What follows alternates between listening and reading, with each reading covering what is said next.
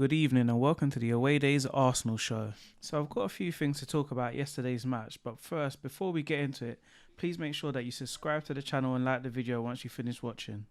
So the first thing I noticed is both teams left out their leading top scorer. We left out Lacazette and they left out Timo. I think we can deal with it a bit better just because we've got Aubameyang. Obviously they have Tammy, they also have Giroud.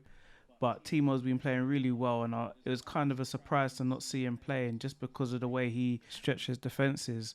But obviously, they've got two cup finals coming up in quick succession, so I think some of the bigger players like Kante and Timo Werner were probably rested because of the amount of games they've got coming up. So when looking at the formation, we went to 3-5-2 or 3-4-2-1, whichever way you want to look at it. I've missed this formation, especially when you don't have the four defenders that you want. I think you need to be playing three centre backs, and we've got more than enough centre backs to be playing this formation. And it was the way that we, at the end of last season, that we were playing and we was picking up the results against the big teams. So it's kind of strange that he's neglected it this season, especially when he doesn't have the right defensive setup or the right defensive partnerships or even just the right cover in front of the defense. So I think it was good to get back to that formation, especially against a team like Chelsea. For me, it's an encouraging performance because the way we've been playing recently, we could have easily have lost that game. I think most people were expecting us to lose that game, but I think so many times this season we've had highlights and then come back crashing back down to earth quite quickly. So I don't know if it's because the pressure is off, but Chelsea were all over us, but we didn't cave in, and I think some of the defenders put in some excellent blocks actually to stop us, keep us in that game and keep us in the lead. I mean, Leno made a terrific save in the 90th minute from Zuma, and then Giroud hit the crossbar on the follow-up. But, I mean, we won 1-0, so that is encouraging. A lot of people sort of said the rest of the season was just a dead rubber, but I keep saying that the season's not over until we've played 38 games, and there's just still so much to play for. It's just pride just to keep winning games and go into next season on a little winning streak.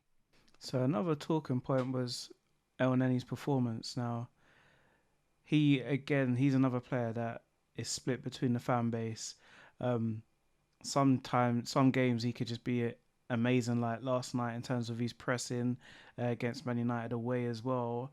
But then he's just average most weeks, and he doesn't really go below a 6, which for a squad player, that's what you really want. But he also shows what we need. We need somebody like him, but with just a bit more to their game, who actually wants to progress forward, going forward with the passes as well, not just on pressing. But yesterday he started so much for us in terms of the pressing.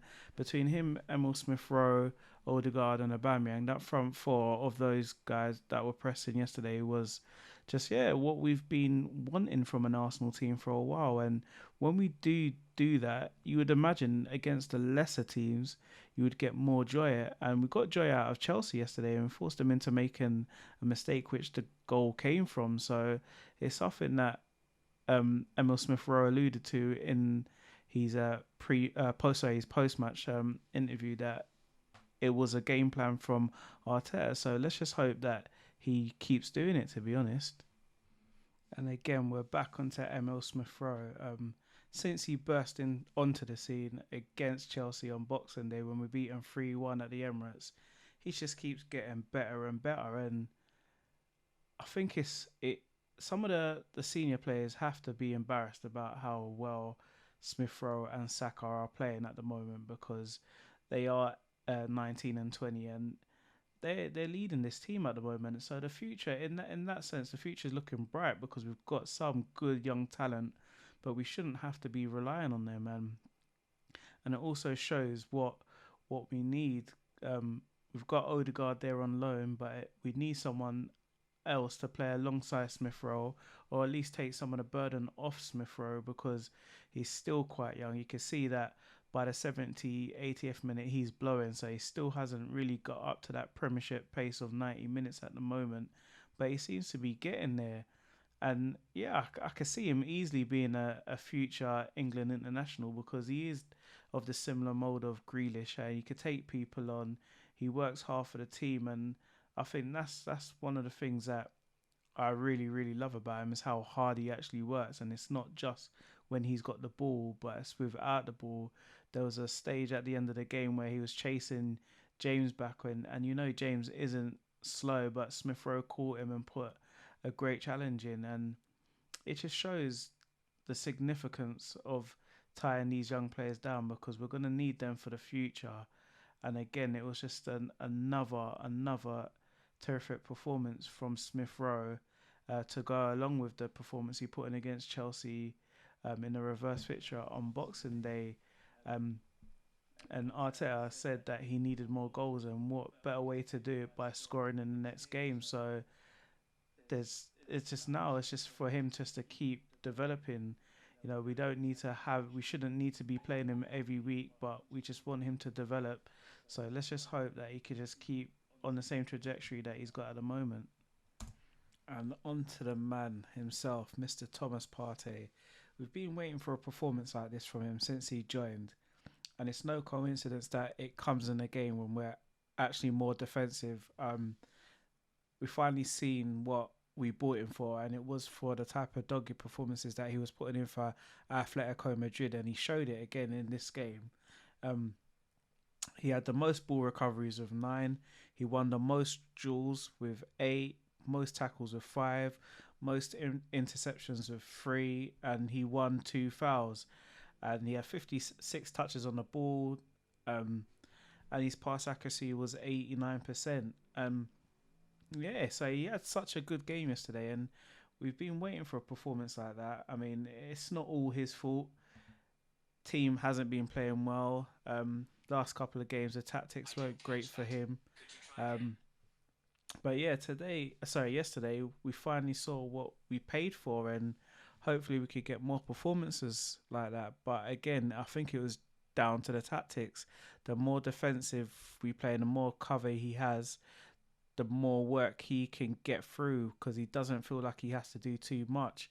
So because we had a lot more cover yesterday, he could just stick to his game plan, which is winning the ball and then starting attacks. And I think he's been guilty in loads of games this season of trying to do too much because I just don't think he trusts what's around him. So he's just trying to do everything himself.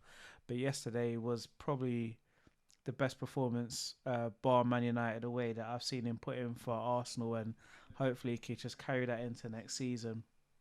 So I'm just going to wrap it up with giving my match ratings for the Arsenal players. I'm going to start with Leno. Obviously, at the start of the game, made a good save from Mason Mount, and then match-winning save at the end from Zuma. So I was in between a 7 and an 8, but I'm going to give him an 8 just for the match-winning save. Um, Holding was very, very. I thought he played well yesterday. Made some vital blocks. He's still a bit shaky on the ball, which does make us a bit nervous every time he's on the ball. But I thought he had a very good game yesterday, so I'm gonna give him 7.5. Same with Mari. Give him a 7.5. Thought he defended well, although at the start of the game he gifted a chance to Kai Havertz, and that could have proved very, very costly, but it didn't. So I'm going to give him a 7 just because of that mistake. Gabriel, going to give him a 7. Probably the weakest of the back three. His passing was so wayward yesterday. It has been wayward for a while, to be fair, but his main job is to defend, and he does that well, to be honest. So I'm going to give him a 7. Saka was probably for me a 6. Struggle playing right wing back. It's probably the only position where we've seen him really struggle, to be fair. Obviously Chelsea are a good team, and when you've got Ben Chilwell going the other way, that makes things a lot more harder for you. So I'm going to give him a 6. Thomas Partey, I think I've got 3 joint man of the match yesterday, so I've got Thomas Partey. I'm going to give him an 8. Much better than previous games. Broke up the play nicely, and He looked a lot happier playing again with El Neni, and again that was the same dual duo against Man United away. So that's something that we may look into for the rest of the season. Um, Obviously, his partner El Neni, are giving him an 8 as well. I think he was another one of our man of the match. Made vital block from Mount yesterday. Didn't stop running even in the 90th minute. He was running up and down. KT Kieran Tierney 7. Still looks like he's short on match fitness, but just does what he does. He loves to defend, loves to get forward. So I'll give him a 7. Um, Odegaard wasn't really in the match, to be fair. He spent most of the game doing defensive duties, so I'm going to give him a 6. But he keeps the ball well, keeps the team ticking. Um, I don't know if we would sign him in the summer, but he would be good to have in our ranks if the price was right. Patrick, Pierre Aubameyang.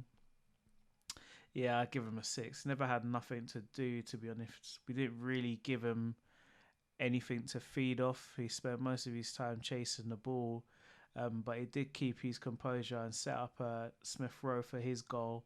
So yeah, I'm gonna give Aubameyang a 6, and Smith Rowe again, joint man of the match, 8. As I mentioned earlier, was just relentless in everything he did. Um, Plays very similar to Jack Grealish. He could travel with the ball, and he likes to find those little pockets and get attacks started. He loves to hunt down and press. So yeah, I just love to see how he's gonna improve in the future. So I'm gonna give him an 8. And yeah, it was an enjoyable match, and I know most of the match we probably would have been covering our eyes with our hands, but to get away with a 1-0 when we've been playing how we've been playing recently, and we've done it a couple of times this season where people thought we were going to lose, like Man United at home and away, against Spurs, against Chelsea twice as well. So it's good that we're picking up these points, and it's good that we're beating the big six, but it's against the lesser teams that Arteta needs to start motivating these players, because if we can press these smaller teams, if we can put pressure on them, if they have to worry about us, then we'll be blowing most of these teams out of the water. And that's all it's really about, is how he's motivating these players to get up for these matches, because at the moment they don't look too motivated for some of these matches. And it kind of reminds me the later years of Arsene Wenger, where we would always save our best matches for the big teams. Against the lesser teams we didn't really perform. So let's just hope we could take this into next season now, and start next season strong. Add some strength in our team. We need some good backup, or we need some good starting players. I think with probably Hector and say Lacazette and a couple of other players leaving, we really need to replace these players and make sure that we replace them with better players. But yeah, that was just my match review for Chelsea versus Arsenal yesterday. Please make sure that you subscribe to the channel and like the video, and see you all soon.